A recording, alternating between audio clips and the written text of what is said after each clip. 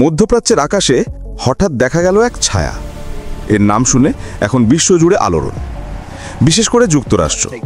পরিস্থিতি তারা খুব মনোযোগ দিয়ে দেখছে। কিন্তু প্রশ্ন হচ্ছে, ইরানের কোন ড্রোনটি বিশ্বকে এতটা নাড়া দিল? ইরানের ড্রোন ক্ষমতা বিশ্ব কেন চিন্তিত? আসল সত্যিটা কি? কেনই বা যুক্তরাষ্ট্র এত ভয় পাচ্ছে এই ড্রোনটি দেখে? ভিডিওটা একটু স্কিপ না করে পুরো ভিডিওটা দেখতে থাকেন মায়াজাল চোখের এপিসোডে। ইরান বরাবরই নতুন কিছু আবিষ্কার করে বিশ্বকে তাক লাগিয়ে দেয়, আর এখন এই আবিষ্কারের ভয়ে কাঁপছে গোটা যুক্তরাষ্ট্র। এবার ইরান নতুন ইঙ্গিত দিচ্ছে, আমরা পিছিয়ে নেই, এবার সময় এসেছে পাল্টা জবাব দিতে। সাম্প্রতিক সময়ে বিশ্বজুড়ে আলোচনার কেন্দ্রবিন্দুতে এক নাম, ইরানের নতুন ড্রোন প্রযুক্তি। কোথাও সামরিক বিশ্লেষকরা বিস্মিত, কোথাও আবার বড় শক্তিগুলোর নজর পড়েছে এই সক্ষমতার দিকে। ইরান বহুদিন ধরেই ড্রোন প্রযুক্তিতে বিনিয়োগ করে আসছে, কিন্তু সম্প্রতি উন্মোচিত তাদের নতুন ড্রোন মডেল আন্তর্জাতিক মহলে তোলপাড় তুলেছে। একদিকে টেকনোলজি, অন্যদিকে দীর্ঘ পাল্লার অপারেশন। সব মিলিয়ে এই ড্রোনটি এখন আলোচনার কেন্দ্রবিন্দু। এই গল্প শুরু এক ছোট্ট ধাতব দেহ থেকে, যার ডানার শব্দ শোনা যায় খুব কম, কিন্তু আঘাত হচ্ছে ভয়ঙ্কর। 1000 মাইল দূরেও লক্ষ্যবস্তু ধ্বংস করতে সক্ষম। এটাই ইরানের সবচেয়ে বিতর্কিত ড্রোন, শাহেদ 136।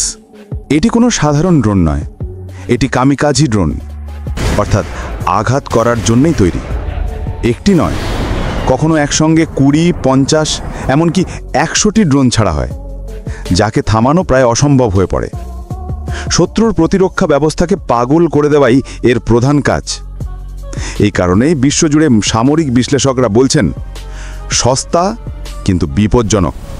এটাই ভবিষ্যতের যুদ্ধ কৌশল। কিন্তু এখানেই শেষ নয়। কিন্তু অপেক্ষা করুন, এটাই ইরানের সবচেয়ে শক্তিশালী ড্রোন নয়, আরও বড় কিছু আছে। মঞ্চে আসে মুহাজের 10। এটি আর কামিকাজি নয়, এটি একটি বহুমুখী যুদ্ধ ড্রোন, যা আকাশে থাকতে পারে পুরো একদিন, আর রেঞ্জ প্রায় 2000 কিলোমিটার। এটি শুধু নজরদারি করে না, সুনির্দিষ্ট আঘাত হানতে পারে 300 কেজিরও বেশি অস্ত্র নিয়ে। বিশেষজ্ঞদের ভাষায় এটি এমন এক ড্রোন যা দূরের যুদ্ধকে একদম ঘরের সামনে এনে দিতে পারে। আর এখন আসল দানবের পালা। ইরানের সবচেয়ে আলোচিত MALE combat drone Shahed 149 Gaza 24 ঘন্টারও বেশি সময় আকাশে থাকতে পারে। রেঞ্জ 2000 থেকে 4000 কিলোমিটার পর্যন্ত। এমনকি 13টি বোমা বা মিসাইল বহন করতে পারে একসঙ্গে। বিশেষজ্ঞরা একে বলছেন মধ্যপ্রাচ্যের আকাশে ভাসমান যুদ্ধ প্ল্যাটফর্ম।